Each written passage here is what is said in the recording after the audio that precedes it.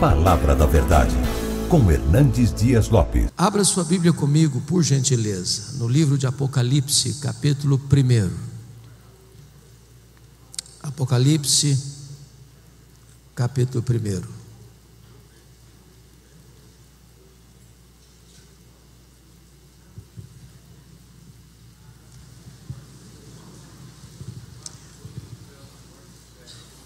Nós vamos ler todo este capítulo. Eu estou com a versão Mara, então acompanhe a leitura desse texto, por gentileza. Revelação de Jesus Cristo, que Deus lhe deu para mostrar aos seus servos as coisas que em breve devem acontecer, e que ele, enviando por intermédio do seu anjo, notificou o seu servo João, o qual atestou a palavra de Deus e o testemunho de Jesus Cristo quanto a tudo o que viu. Bem-aventurados aqueles que leem, aqueles que ouvem as palavras da profecia e guardam as coisas nela escritas, pois o tempo está próximo. João, mais 7 igrejas que se encontram na Ásia, graça e paz a vós outros, da parte daquele que é, que era e que há de vir, da parte dos 7 espíritos que se acham diante do seu trono, e da parte de Jesus Cristo, a fiel testemunha, o primogênito dos mortos e o soberano dos reis da terra, àquele que nos ama e pelo seu sangue nos libertou dos nossos pecados e nos constituiu reino, sacerdotes para o seu Deus e Pai, a ele a glória e o domínio pelos séculos dos séculos. Amém. Eis que vem com as nuvens, e todo olho verá, até quantos o traspassaram, e todas as tribos da terra se lamentarão sobre ele, certamente. Amém. Eu sou o Alfa e o Ômega, diz o Senhor Deus, aquele que é, que era e que há de vir, o Todo-Poderoso. Eu, João, irmão vosso e companheiro na tribulação, no reino e na perseverança. Em Jesus achei-me na ilha chamada Patmos por causa da palavra de Deus e do testemunho de Jesus. Achei-me espírito no dia do Senhor, e ouvi por detrás de mim grande voz como de trombeta dizendo: o que vês, escreve em livro e manda às 7 igrejas: Éfeso, Esmirna, Pérgamo, Tiatira, Sardes, Filadélfia e Laodiceia. Voltei-me para ver quem falava comigo, e voltado vi 7 candeeiros de ouro, e no meio dos candeeiros um semelhante a filho de homem, com vestes talares e cingido à altura do peito com uma cinta de ouro. A sua cabeça e cabelos eram brancos como a alva lã, como neve, os olhos como chama de fogo, os pés semelhante ao bronze polido, como que refinado numa fornalha, a voz como voz de muitas águas. Tinha na mão direita 7 estrelas, e da boca saía-lhe uma afiada espada de 2 gumes. O seu rosto brilhava como o sol na sua força. Quando o vi, caí a seus pés como morto. Porém ele pôs sobre mim a mão direita, dizendo: não temas, eu sou o primeiro e o último, e aquele que vive. Estive morto, mas eis que estou vivo pelos séculos dos séculos, e tenho as chaves da morte e do inferno. Escreve, pois, as coisas que viste, e as que são, e as que hão de acontecer depois destas. Quanto ao mistério das 7 estrelas que viste na minha mão direita, e aos 7 candeeiros de ouro, e as 7 estrelas, são os anjos das 7 igrejas, e os 7 candeeiros são as 7 igrejas. Amém. Meus amados, eu gostaria de compartilhar com vocês hoje sobre a glória incomparável do nosso glorioso Redentor. O livro de Apocalipse retrata para nós o ponto culminante da história. Apocalipse é a acrópole, o pináculo da revelação de Deus. Esse livro não é tanto o registro de fatos que hão de acontecer, mas sobretudo Apocalipse é revelação de uma pessoa, é a revelação de Jesus Cristo nosso Senhor. O livro é acerca dele, da importância dele, da obra dele, da posição dele, da soberania dele e da sua vitória gloriosa. Jesus é o centro da própria eternidade, ele é o centro da história, ele é o centro da igreja, ele é o centro do céu, ele é o centro da Escritura, ele é tudo no Antigo Testamento. Ele é a semente da mulher que nasceu para esmagar a cabeça da serpente. Ele é o descendente de Abraão, em quem todas as famílias da terra são abençoadas. Ele é representado por aquela coluna de nuvem e por aquela coluna de fogo que guiou o povo 40 anos no deserto. Ele é representado pelo maná que caía do céu e pela água que brotava da rocha. Ele é representado pelo Cordeiro da Páscoa, ele é representado pelo tabernáculo, ele é representado pela Arca da Aliança, ele é representado pelo templo, é representado pelas festas, pelos sacrifícios, pelo sábado. Tudo é uma sombra dele, ele a realidade. Jesus é tudo também no Novo Testamento. Ele é o Messias prometido, ele é o Filho de Deus, ele é o Verbo que se fez carne, ele é o pão da vida, ele é a luz do mundo, ele é a porta das ovelhas, ele é o bom pastor, ele é a ressurreição e a vida, ele é o caminho e a verdade e a vida, ele é a videira verdadeira, ele é o amado da nossa alma, ele é a nossa paz, ele é a nossa alegria, ele é a nossa justiça, ele é a nossa herança. Ele é o alfa, ele é o ômega, ele é o princípio, ele é o fim, ele é o soberano dos reis da terra, ele é a razão da nossa vida.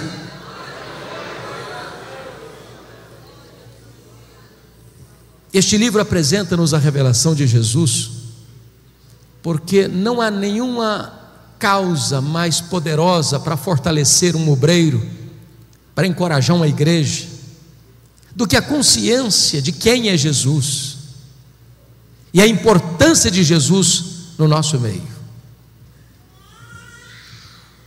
Os dias eram sombrios, muito sombrios. Nero pôs fogo em Roma, Tito Flávio pôs fogo em Jerusalém, agora Domiciano está pondo fogo nos crentes. Os crentes estão sendo crucificados, queimados vivos, jogados às feras. A igreja está sendo massacrada. Os apóstolos todos já estavam mortos pelo viés do martírio. João era o último representante do colégio apostólico. Ele é pastor em Éfeso, já velho. Quando diz a Bíblia que ele é banido para esta colônia penal, para esta ilha vulcânica do mar Egeu, a ilha de Patmos, na intenção do imperador Domiciano, é como se a última pá de cal estivesse sendo jogada sobre a igreja sofrida. Prenderam João naquela ilha vulcânica, naquela colônia penal, fecharam para ele todas as portas da terra. Mas quando os homens pensam que eles têm o controle, eles se equivocam, porque os homens maus deste mundo podem prender os crentes, podem banir os crentes, podem torturar os crentes, podem matar os crentes, podem fechar para eles todas as portas da terra. Mas os homens deste mundo não podem fechar a porta do céu, porque quando todas as portas foram fechadas para João na terra, o Senhor abriu-lhe uma porta no céu e disse: sobe para aqui, e eu te mostrarei as coisas, não que talvez aconteçam, não as coisas que podem acontecer, eu te mostrarei as coisas que devem acontecer. E quando João sobe, ele vê um trono, e alguém é sentado no trono. Ele nem ousa descrever quem está sentado no trono, a não ser compará-lo com a beleza e o brilho das pedras preciosas. E ele vê na mão deste que está sentado no trono um livro de todo selado, com 7 selos, por dentro e por fora. E a Bíblia relata que uma pergunta ecoa no céu, na terra e debaixo da terra: quem é digno de abrir o livro e desatar-lhe os selos? E diz a Escritura que ninguém foi encontrado digno. E João começa a chorar, porque parece que a história está à deriva. Quando ele está rendido às lágrimas, ele escuta uma voz: não chores, João, eis que o leão da tribo de Judá, a raiz de Davi, venceu para abrir o livro e desatar-lhe os selos. E os selos são rompidos por Jesus, e as trombetas soam por ordem de Jesus, e a história caminha sob o controle de Jesus, e caminha para uma consumação onde a vitória final é de Cristo e da sua igreja. Então, irmãos, à luz desse texto,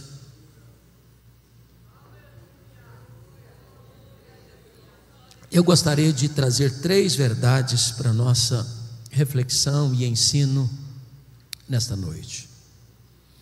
Em primeiro lugar, a grandeza incomparável da pessoa de Jesus. Em segundo lugar, a grandeza incomparável da obra de Jesus. E em terceiro lugar, as implicações incomparáveis dessas 2 verdades primeiras: quem Jesus é e o que ele fez. Vejamos então a grandeza incomparável da sua pessoa. Notem comigo, por gentileza, versículo 5, que ele nos é apresentado como a fiel testemunha. E significa que ele é o supremo profeta. Ele é o mensageiro e ele é a mensagem. Ele é a última palavra de Deus para nós. Tendo Deus falado muitas vezes, de muitas maneiras, aos pais, pelos profetas, agora Ele nos fala pelo Filho. Sua revelação foi progressiva até Jesus, mas não a partir de Jesus. Se você não ouvir Jesus, não há mais nada diferente ou novo que possa ser comunicado a você, a trazer esperança para o seu coração. Ele é a verdadeira palavra de Deus. Ele é o verbo de Deus, ele é o profeta e ele é a mensagem, ele é o mensageiro e ele é a mensagem. Ele é o supremo profeta de Deus, a última revelação de Deus. Mas você vai notar comigo que no versículo de número 5, ele nos é apresentado como primogênito dos mortos e o soberano dos reis da terra, e ele aqui é o sumo sacerdote, porque ele é o sacerdote e é o sacrifício, ele é o ofertante e ele é a oferta, ele é aquele que está à direita de Deus Pai e intercede por nós, ele é aquele que defende a sua causa diante de Deus, ele é o advogado, o justo. É por isso que a Bíblia diz que nenhuma condenação pode sobrevir sobre a sua vida, porque a Bíblia pergunta assim: quem tentará acusação contra os eleitos de Deus? É Deus quem os justifica. Quem os condenará? É Cristo Jesus quem morreu, ou antes quem ressuscitou, o qual está à destra de Deus e também intercede por nós. Nas horas de angústias da sua vida, nas horas de aperto do seu coração, se você gritar por socorro, esse sumo sacerdote se levanta para estar ao seu lado, interceder por você e colocar sua causa diante de Deus. Mas mais do que isso, o texto nos apresenta como ele é também o Rei dos Reis, ele é o soberano dos reis da terra. O que significa isso? Significa, meus amados irmãos, que Ele tem o controle. Você vê hoje as nações confusas, as guerras, as ameaças de um conflito armado ou de uma guerra nuclear, e os homens passam a ideia de que eles é que têm as rédeas nas mãos, o controle nas mãos, eles que podem apertar um botão aqui, outro ali, outro acolá, para explodir o planeta. Mas quem está sentado no trono é o Senhor Jesus. Quem comanda o universo é o Senhor Jesus. Ele é o soberano dos reis da terra. Ele que levanta reis, Ele quem abate reis, Ele quem levanta reinos, Ele quem abate reinos. Ele controla o universo, Ele dirige a história, Ele governa a igreja e Ele conduz a história para uma consumação final. Ele é o Rei dos reis. Mas notem vocês comigo no verso 13,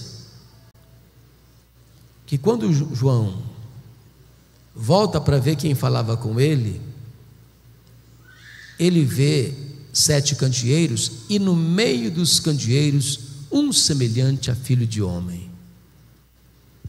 Ele é o profeta, ele é o sacerdote, ele é o rei, e ele é onipresente, porque ele está no meio das igrejas, aqui no Brasil, lá no Japão, lá na América, lá na África, lá na Ásia, ao mesmo tempo.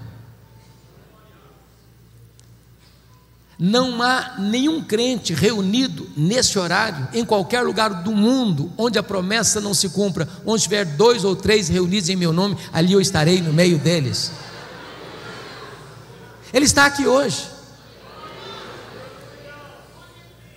E é porque Ele está aqui hoje que você e eu viemos para cá.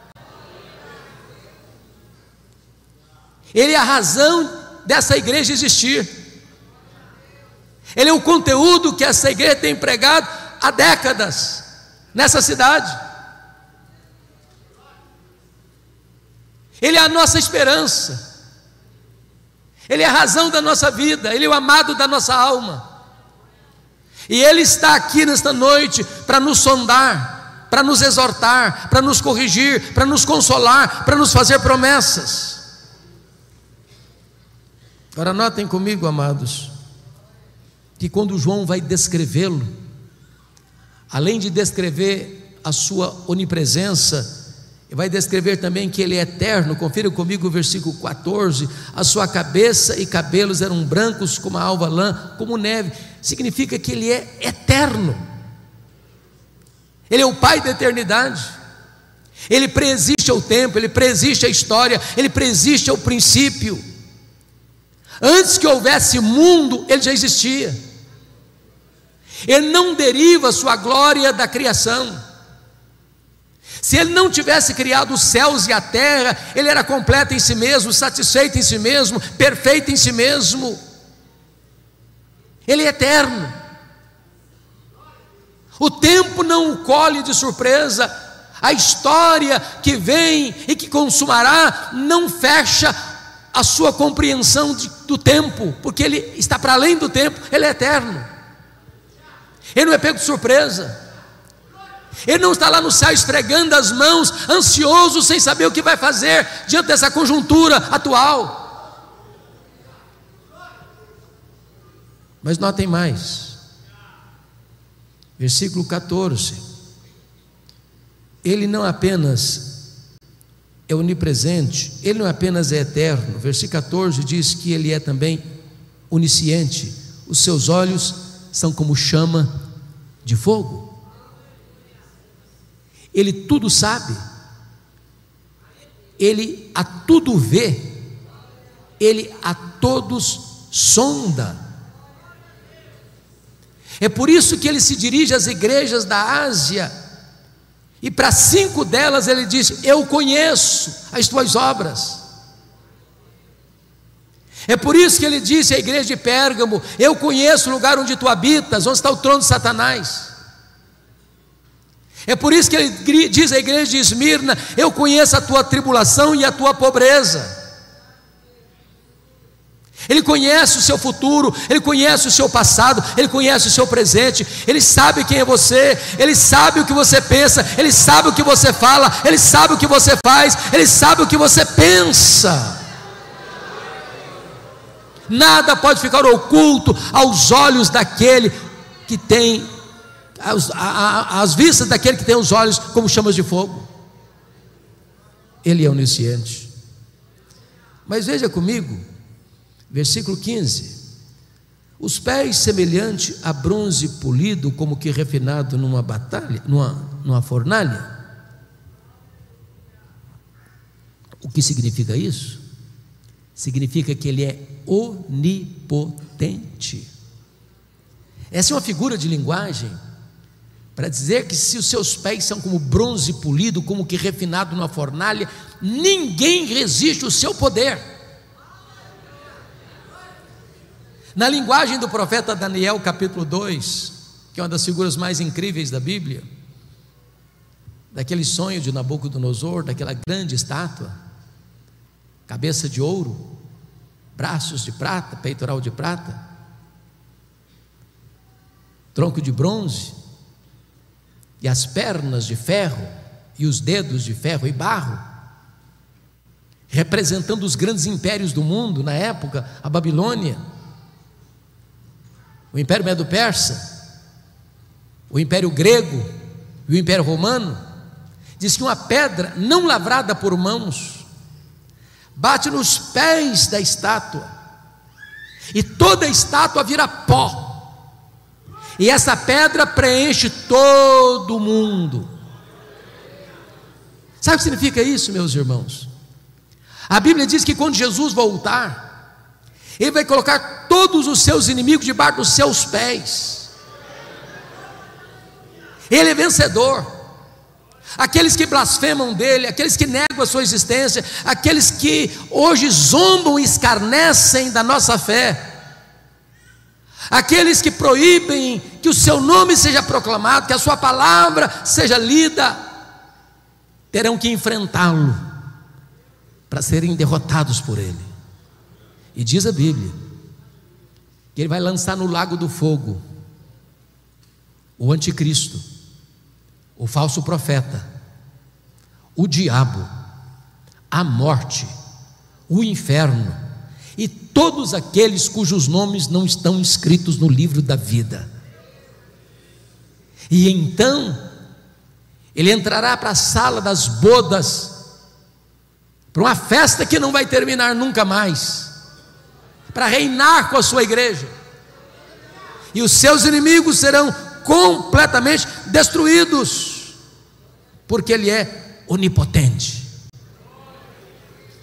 Entendamos isso, irmãos. Ninguém pode prevalecer contra Jesus.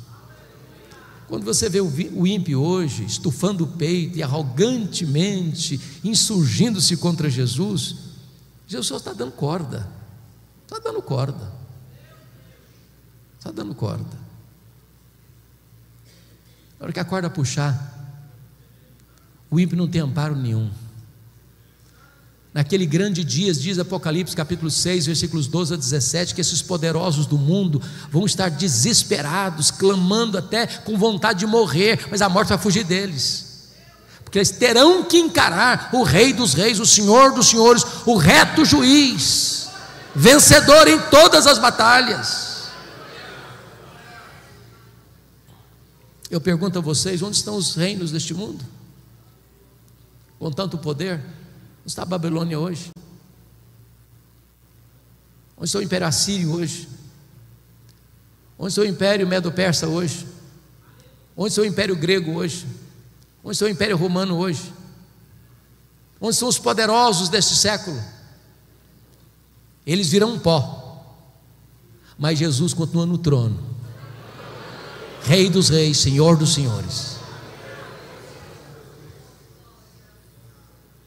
Confira comigo, por gentileza. Versículo 15 ainda, diz: a voz como voz de muitas águas. Sabe o que significa isso? Ele é irresistível.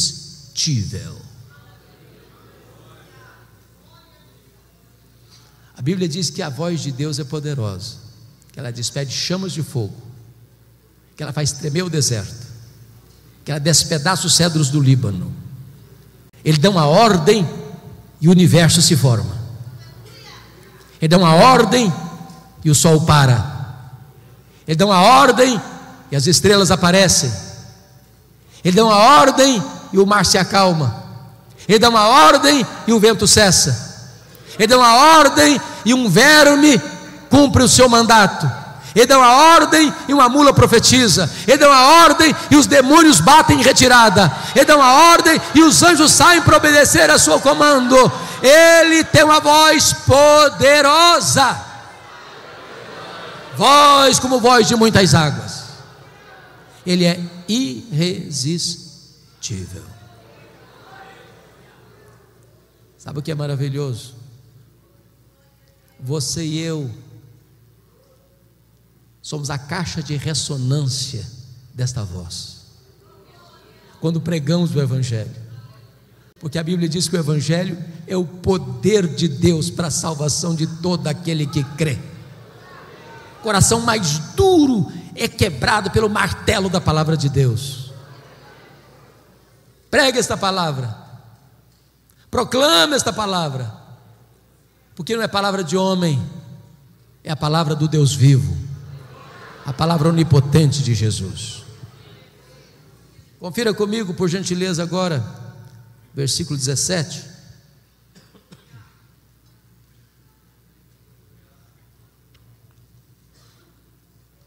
Vejam, por gentileza.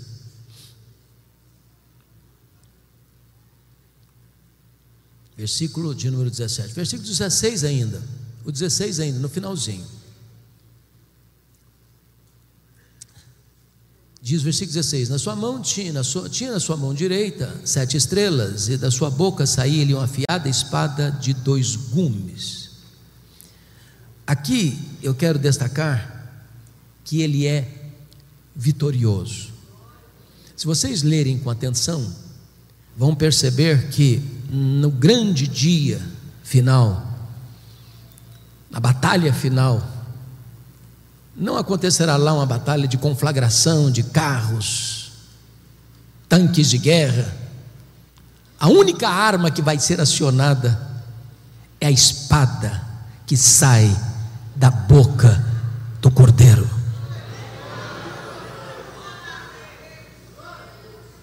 O Senhor não precisa de recursos humanos, de armas humanas para triunfar. É por isso que a Bíblia diz que vai matar o anticristo com o sopro da sua boca, com o poder da sua manifestação.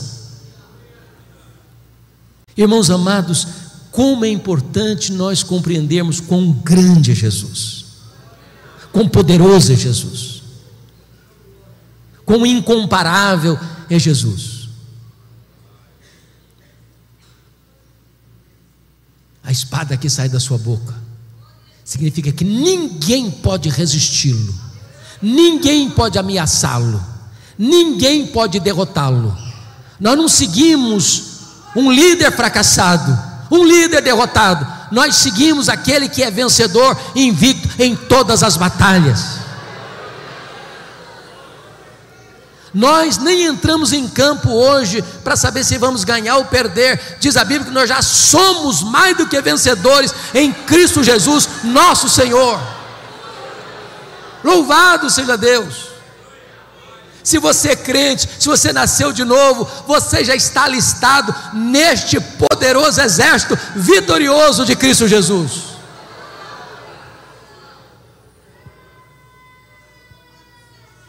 Mas notem comigo, o versículo 16 ainda diz: e o seu rosto brilhava como o sol na sua força. Oh, meus amados irmãos, aqui ele é o Cristo glorioso.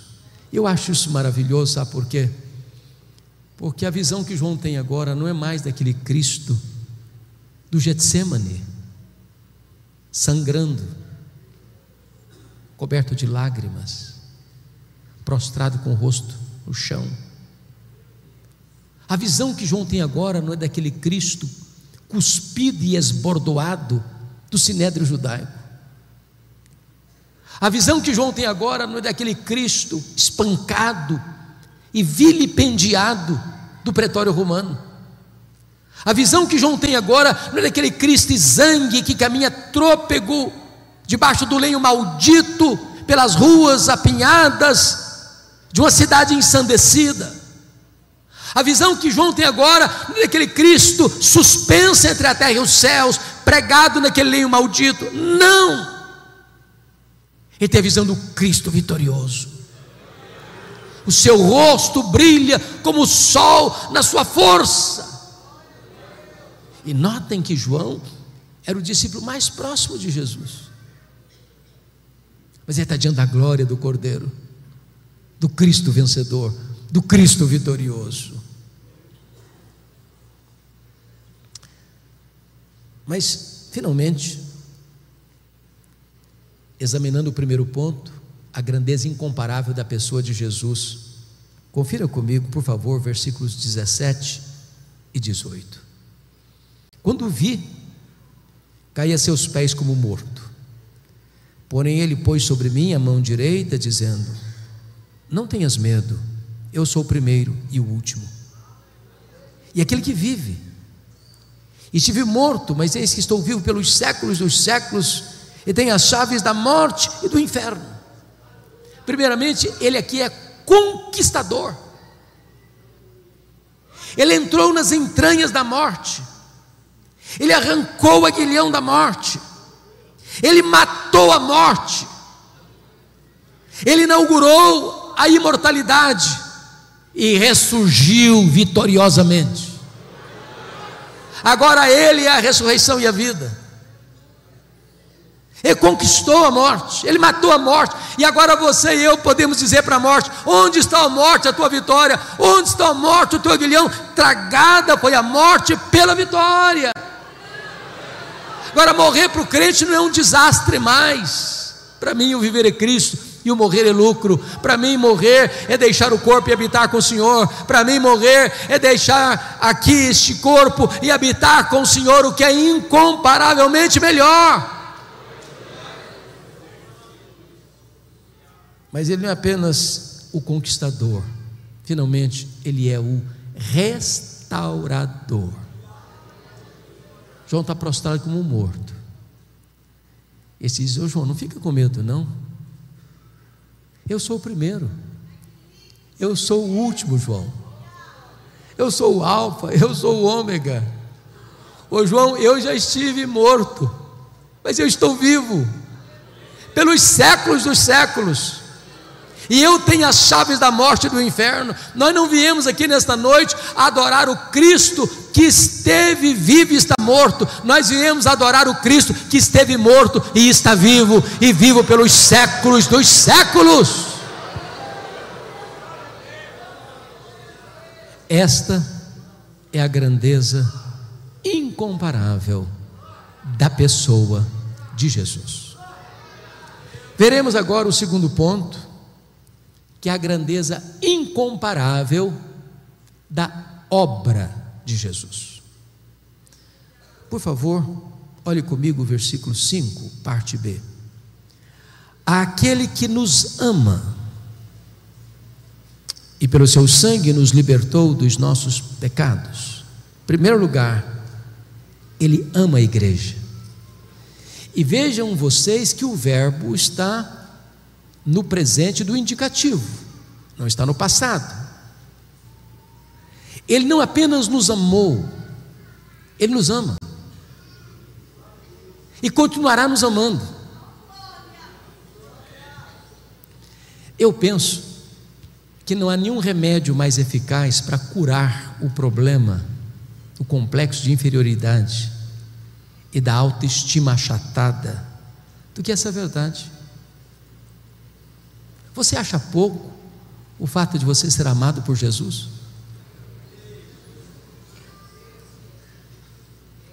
Mas Ele não ama você porque viu em você algo digno de ser amado.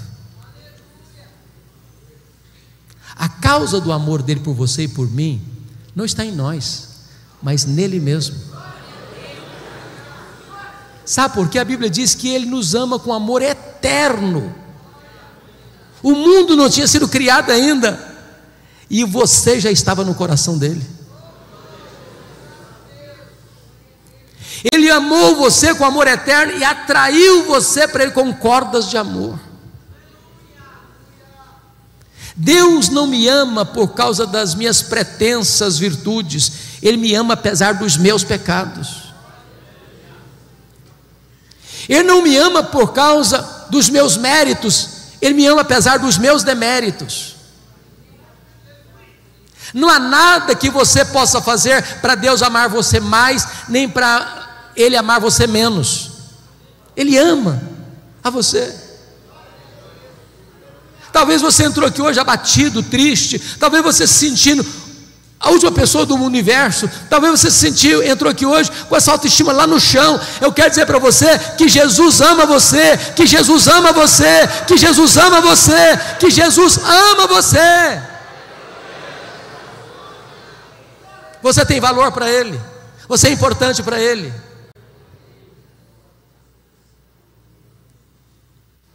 A segunda verdade que está aqui, notem comigo, por gentileza, verso 5 ainda, está escrito o seguinte: e nos libertou, e pelo seu sangue nos libertou dos nossos pecados. Agora note que o verbo não está no presente mais, está no passado. Sabe o que significa isso? A redenção que Ele deu para você é perfeita, é completa, é eficaz. Você não está meio salvo, você está salvo. Ele não deu para você meia vida eterna, Ele deu para você vida eterna. Agora notem mais, nem você nem eu podemos nos libertar dos nossos pecados. Impossível. Impossível. A Bíblia chega a dizer que assim como um leopardo não consegue tirar suas próprias manchas, nem um etíope consegue mudar a cor da sua própria pele, assim também eu não posso fazer o bem se eu estou inclinado a fazer o mal. A inclinação da nossa carne é inimizade contra Deus. Eu estava rendido aos meus pecados. Paulo diz em Efésios capítulo 2 que o homem antes da sua conversão, ele está depravado, escravizado, condenado e morto nos seus delitos e pecados. Não há nada que ele possa fazer. Talvez você tenha lutado, talvez você tenha se esforçado, mas a grande verdade é que Jesus Cristo, Filho de Deus, Ele nos libertou pelo seu sangue dos nossos pecados. As algemas foram quebradas, as cadeias foram rompidas, a prisão foi aberta. Nós estávamos na potestade de Satanás e Ele nos tirou de lá. Nós estávamos na casa do valente e Ele amarrou o valente e nos tirou de lá. Nós estávamos no império das trevas e Ele nos transportou de lá para o reino da luz. Hoje nós somos um povo livre, salvo, remido no sangue do Cordeiro. Louvado seja Deus. Bendito seja o Senhor. Então, a obra dele, Ele nos ama. Segundo, Ele morreu por nós.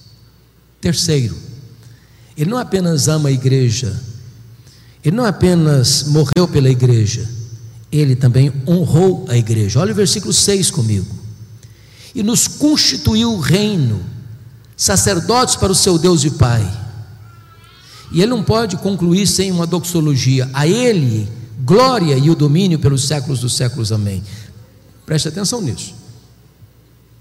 Você que foi salvo pela graça, você está numa posição muito elevada. Você foi constituído rei e sacerdote.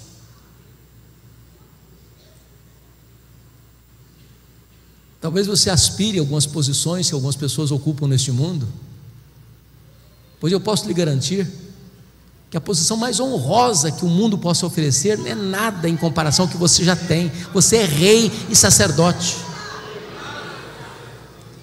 significa que agora você tem livre acesso à presença de Deus. Você não precisa de um intermediário mais para você falar com Deus. O véu já está rasgado de cima a baixo.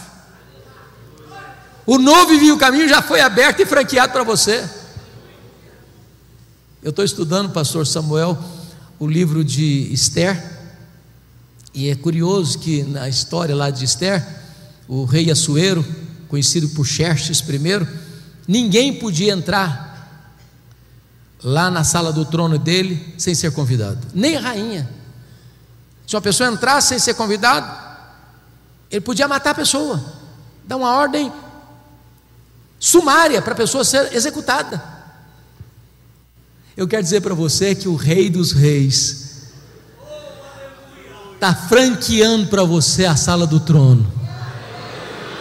Você pode entrar a hora que você quiser, de onde você estiver, como você estiver, e Ele vai acolher você, Ele vai receber você, Ele vai abraçar você, Ele vai dar as boas-vindas a você, porque agora você tem livre acesso à presença de Deus.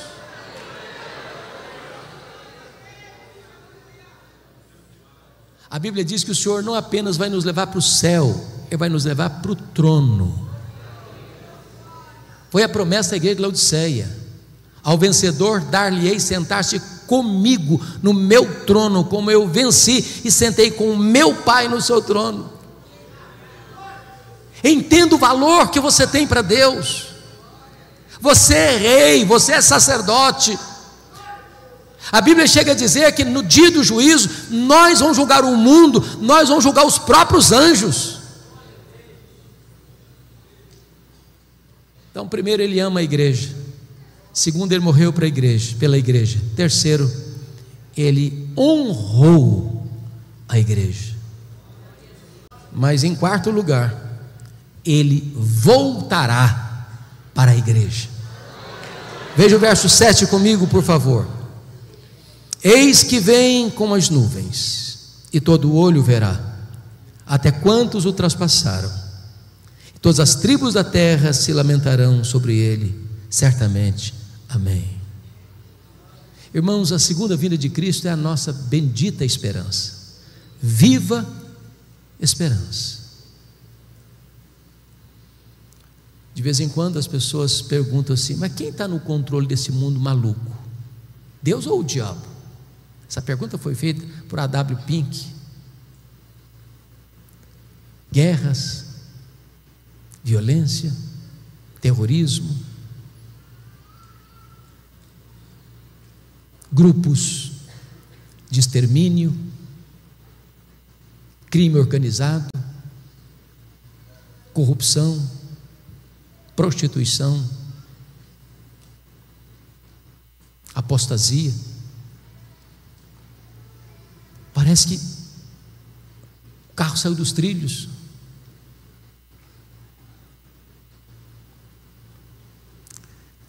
Mas eu quero dizer para você que a história não é um caminhão sem freio ladeira abaixo. O Senhor Jesus está no controle. E Ele não nos deixou enganados sobre o que haveria de acontecer. Ele já nos deu as pistas, já nos deu os sinais. E quando os homens acharem que eles estão no controle, ou que o mal está prevalecendo, Ele voltará e colocará todos os inimigos debaixo dos seus pés, e reinará supremo para sempre e sempre e sempre. A pergunta, irmãos, é como Ele voltará? E a Bíblia responde: Ele voltará pessoalmente. Pessoalmente. Ele não vai mandar um embaixador, não. Ele mesmo virá. Lá em Atos 1, 9 a 11, diz que quando os galileus estavam olhando para as alturas, Jesus subindo entre nuvens, dois anjos aparecem e diz: varões galileus, por que estáis olhando para as alturas? Esse mesmo Jesus que vi subir, assim descerá dos céus. Ele pessoalmente virá. Ele pessoalmente virá. Segundo, como Ele voltará? Ele voltará visivelmente. todo olho verá, até aqueles que o traspassaram. O que significa isso? Sabe o que a Bíblia diz? Quando Jesus voltar, lá em João 5, 28 e 29, diz que todos os mortos sairão dos túmulos, uns para a ressurreição da vida, outros para a ressurreição do juízo. Quando Jesus voltar, duas coisas vão acontecer: ressurreição para os que estiverem mortos, e transformação e arrebatamento para os que estiverem vivos. Aquelas pessoas que cuspirem em Jesus, que cravaram a fronte de Jesus com coroa de espinho, que esbordoaram Jesus, que pregaram Jesus na cruz, vão ter que ressuscitar, e vão ter que ver Jesus na sua glória vindo. E Paulo diz que todo joelho vai ter que se dobrar, nos céus, na terra e debaixo da terra, e toda língua vai ter que confessar que Jesus Cristo é Senhor, para a glória de Deus Pai. A igreja fará isso com a maior das alegrias, os ímpios com o maior dos terrores. Terceiro lugar, como Jesus voltará? Ele voltará audivelmente, ressoada a trombeta de Deus, ouvida a voz do arcanjo, ele descerá dos céus. Se a volta de Jesus vai ser o fato mais público da história, também será o fato mais audível da história. Não haverá montanha tão alta, deserto tão inóspito, caverna tão escura, que impedirá as pessoas de ouvirem o alarido desta vinda. Se de dia, se de tarde, se de noite, não sabemos, porque ele virá de dia, ele virá de tarde, ele virá de noite. Como assim? Agora estamos 8:30 da noite no Brasil, mas já é 8:30 da manhã no Japão. Então, se Jesus voltar de noite para o Brasil, volta de manhã para o Japão. Se volta num horário aqui, volta no outro horário na África, volta outro horário na Europa. É por isso que Jesus disse: olha, não sabe se é de dia, se é de tarde, se é de noite. Porque quando ele voltar, vai estar de manhã para um, vai estar de tarde para outro, vai estar de noite para outro. Mas todo olho o verá. Quarto lugar, como ele voltará? Ele voltará repentinamente. Diz a Bíblia que vai ser como um relâmpago que risca os céus do Oriente ao Ocidente. Vai ser num momento, num abrir e fechar de olhos. Sabe o que significa isso? Não haverá tempo para você se preparar na última hora. Se você não tiver azeite na sua lâmpada, não tem esperança. Vigiai, vigiai, para que aquele dia não nos tome de surpresa. A igreja de Deus não é filho das trevas, é filho da luz, e filho da luz não é pego de surpresa, porque ele está aguardando na ponta dos pés a vinda do Senhor, dizendo: Maranata, ora vem Senhor Jesus. Ele apressa, ele ama a vinda do Senhor. Quinto lugar, como ele voltará? Ele voltará inesperadamente. Vai ser como ladrão que não manda um WhatsApp para você dizendo: tal dia, tal hora, eu chego na sua casa, prepara um cafezinho, um pão de queijo. Sabe o que significa isso, irmãos? A segunda vinda de Jesus não será um dia óbvio. Notem vocês que todas as pessoas que tentaram marcar a segunda vinda de Jesus, me perdoe da expressão, deram com os burros na água. Aquele dia da economia do Pai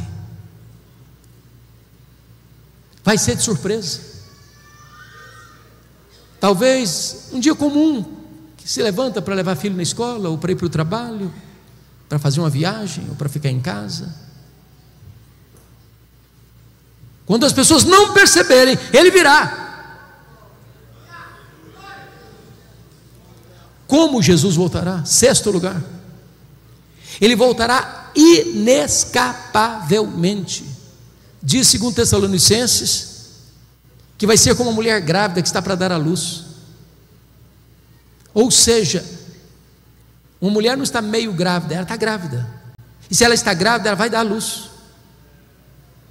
Em outras palavras, nenhuma corte humana, por mais egrégia que ela seja, pode mudar ou cancelar a segunda vinda de Cristo. Ele voltará, querendo os homens ou não, acreditando os homens ou não, desejando os homens ou não, Ele voltará, inescapavelmente. Mas em sétimo lugar e último lugar, Ele voltará vitoriosamente, gloriosamente, gloriosamente. Diz a Bíblia que ele não vem mais humilde, montado num jumentinho, numa linguagem bíblica da época, ele vem montado num cavalo, colocando na sua coxa Rei dos Reis e Senhor dos Senhores, e ele virá em grande glória. As nuvens serão, meus amados irmãos, a sua carruagem, os anjos a sua escolta, o arcanjo o seu arauto, e os santos o seu glorioso cortejo, e ele virá com muito poder e glória. Louvado seja o Senhor.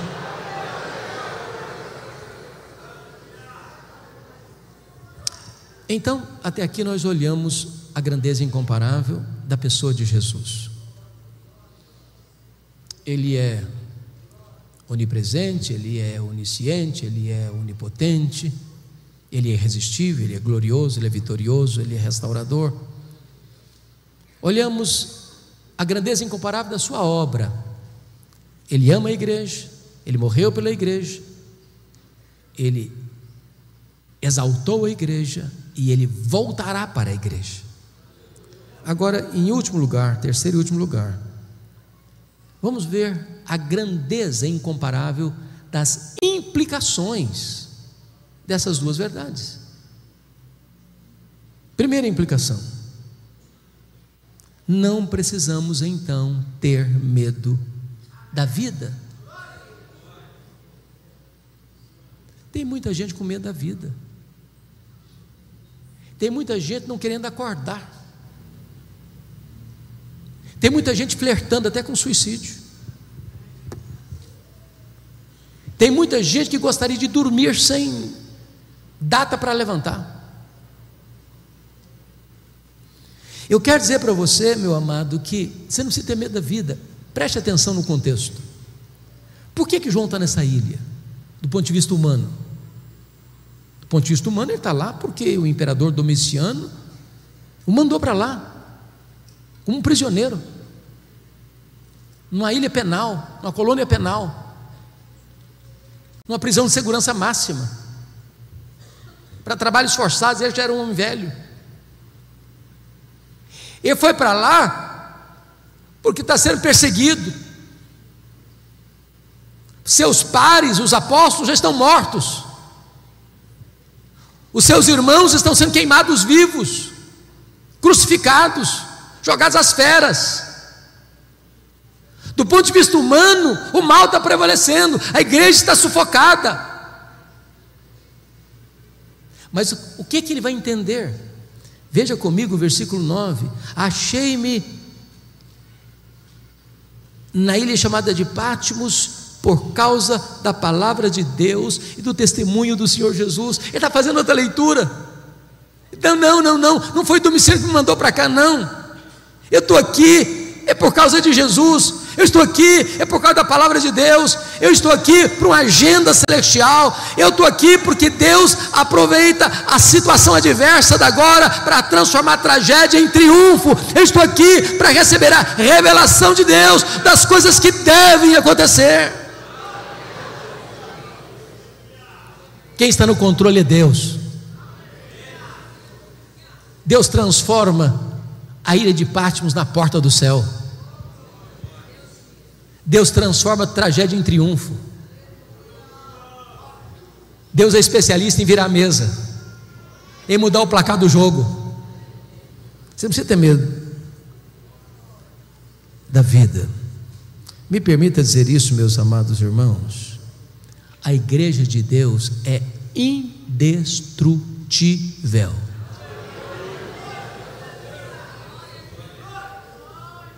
Quando eu digo que a igreja de Deus é indestrutível, eu não estou afirmando que a igreja de Deus não possa ser perseguida. Eu não estou afirmando que a igreja de Deus não possa sofrer sanções penais. Eu não estou dizendo que a igreja não possa sofrer martírio. Apocalipse capítulo 12, versículo 11 diz que a igreja vence o diabo com a palavra do testemunho e com o sangue do Cordeiro. Testemunho aqui é martiria. Ou seja, quando o perseguidor vem e prende um crente, maltrata um crente, e põe o crente contra a parede, diz: ou você nega Jesus, ou eu te prendo, ou eu te bato, ou eu te mato. E o crente diz: eu prefiro morrer do que negar o meu Senhor. Ele morre, mas com a sua morte ele vence. Ele é mais do que vencedor.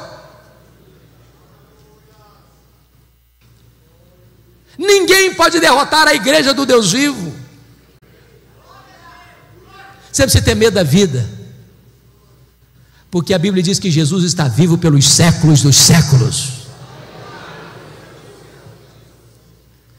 Segundo lugar, segunda implicação: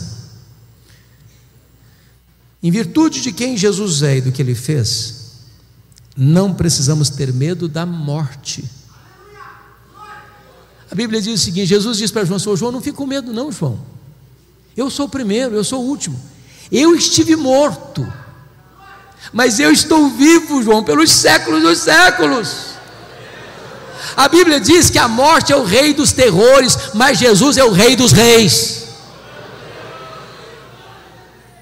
Jesus entrou nas entranhas da morte, Ele arrancou o veneno da morte, arrancou o aguilhão da morte, matou a morte e ressuscitou.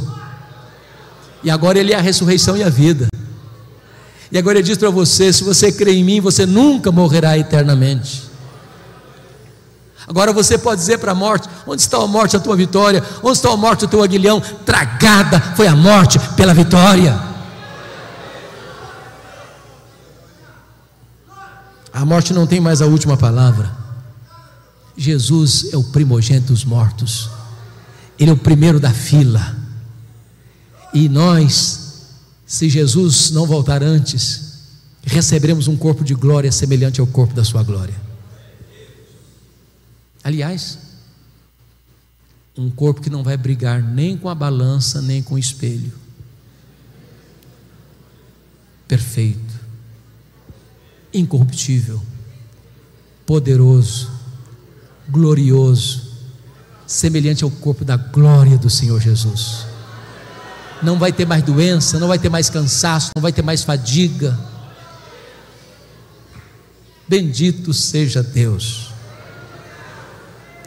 Terceira implicação: não precisam ter medo da vida. Segundo, não precisam ter medo da morte. Terceiro, não precisamos ter medo do desconhecido. Irmãos, você e eu agora não enxergamos na curva, não enxergamos no escuro. Eu sei o final é de glória, mas o processo eu não sei.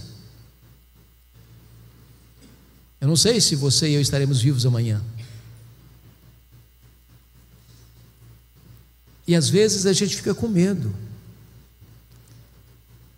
Mas me permita voltar com você para o verso 1, porque está escrito aqui: revelação de Jesus Cristo que Deus lhe deu para mostrar aos seus servos as coisas que em breve devem acontecer. Preste atenção, não é nas coisas que talvez aconteçam, não.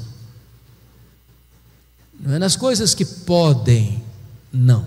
Nas coisas que devem acontecer. Sabe o que significa isso? Que quem escreve a história é Deus, quem determina a história é Deus, quem está no controle é Deus. Sabe o que significa isso? Nós não cremos em acaso, nós não cremos em sorte, nós não cremos em azar, nós não cremos em determinismo cego, nós não cremos em coincidência, nós não cremos em macumba pegando em crente, nós não cremos em olho gordo. Nós cremos que a mão de Deus dirige o nosso destino. Então descanse seu coração. Acalma o seu coração. Você precisa ter medo do desconhecido, porque o plano de Deus é perfeito e não pode ser frustrado.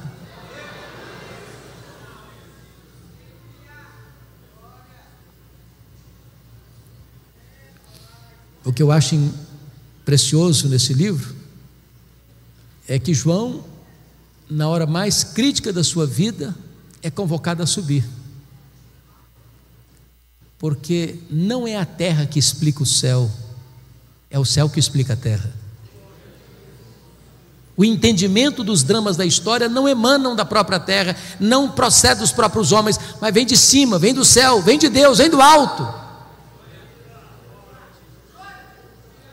E quando João sobe, o que ele vê é um trono, e quem está sentado no trono é quem governa. E ele vê o Cordeiro, que é o leão da tribo de Judá, a raiz de Davi, que está com um livro na mão, venceu para abrir o livro. E o que é abrir o livro, irmão? O livro é o livro da história, dos acontecimentos. E quando você vê a abertura dos selos, o que é a abertura dos selos? É o mundo perseguindo a igreja. Isso não pegou Deus de surpresa, não. Isso não pegou Jesus de surpresa, não. Foi Ele que estabeleceu essa agenda. Aí depois dos selos, as trombetas soam. O que são as trombetas? São o juízo parcial de Deus ao mundo que persegue a igreja. E quando as trombetas tocam, elas alcançam o quê? A terra, o mar, os rios, os astros, os homens. Você já parou para pensar ou interpretar os fenômenos da natureza? Os tsunamis, os maremotos? Você já parou para pensar nos terremotos, nos abalos sísmicos? Você já parou para pensar nas pandemias da vida que atingem a terra e os homens?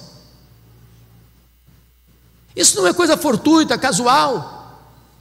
Não é porque a natureza está em ebulição ou em revolta.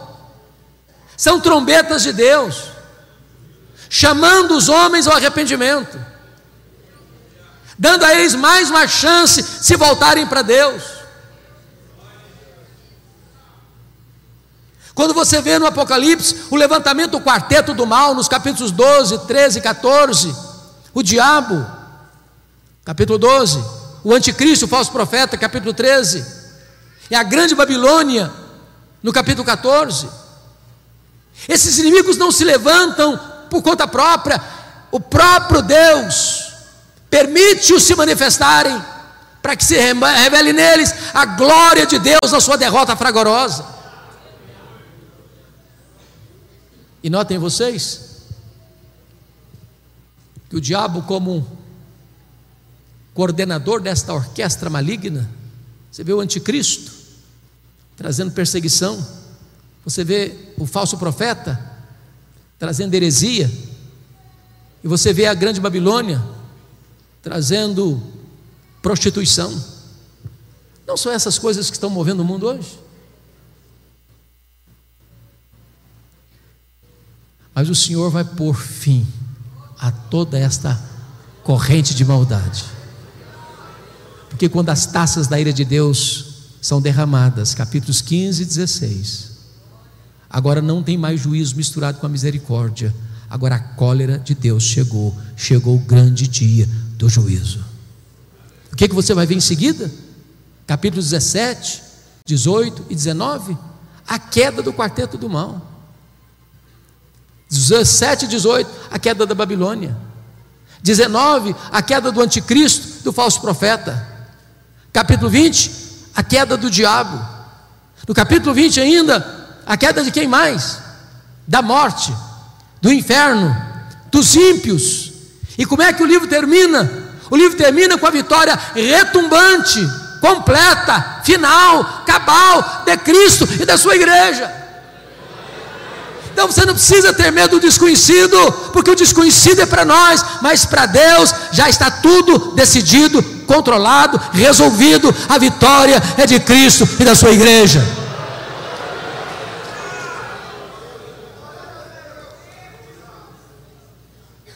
Em último lugar, Quarto e último lugar.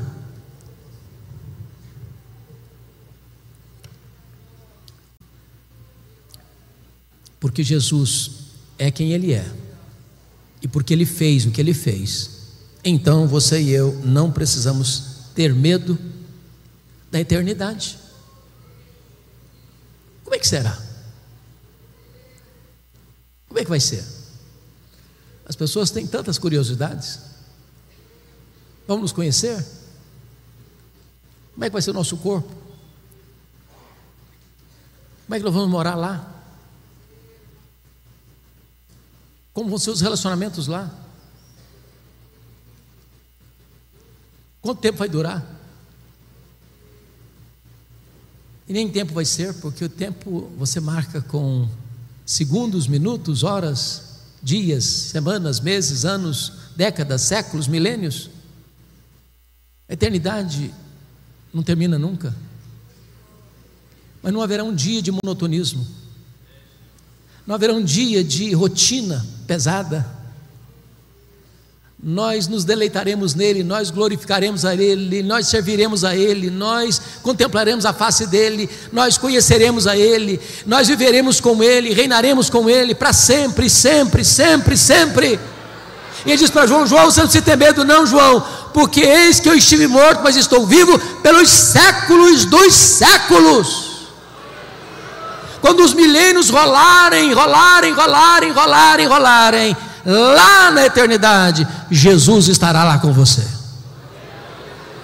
Você não precisa ter medo. Não há nada que possa infundir medo ao seu coração. Como diz o apóstolo Paulo: eu estou bem certo de que nem a morte, nem a vida, nem anjos, nem principados, nem poderes, nem altura, nem profundidade, nem qualquer outra criatura poderá separar-nos do amor de Deus que está em Cristo Jesus, nosso Senhor. E eu termino fazendo uma declaração. Diz o texto que quando João viu Jesus na sua glória, ele caiu como morto aos seus pés. E a pergunta é esta: e você? Que postura você tem tido em relação a Jesus? Você tem se curvado também? Tem se prostrado também? Você o reconhece nesta noite como Senhor da sua vida, como Salvador da sua vida, como a razão da sua vida? Ele está aqui hoje, poderoso para salvar, poderoso para restaurar, poderoso para consolar, poderoso para fazer tudo novo na sua vida. A Ele, o Rei da Glória, a Ele, o Alfa e o Ômega, a Ele, o soberano dos reis da terra, a honra, a glória e o louvor, agora e pelos séculos eternos. Amém.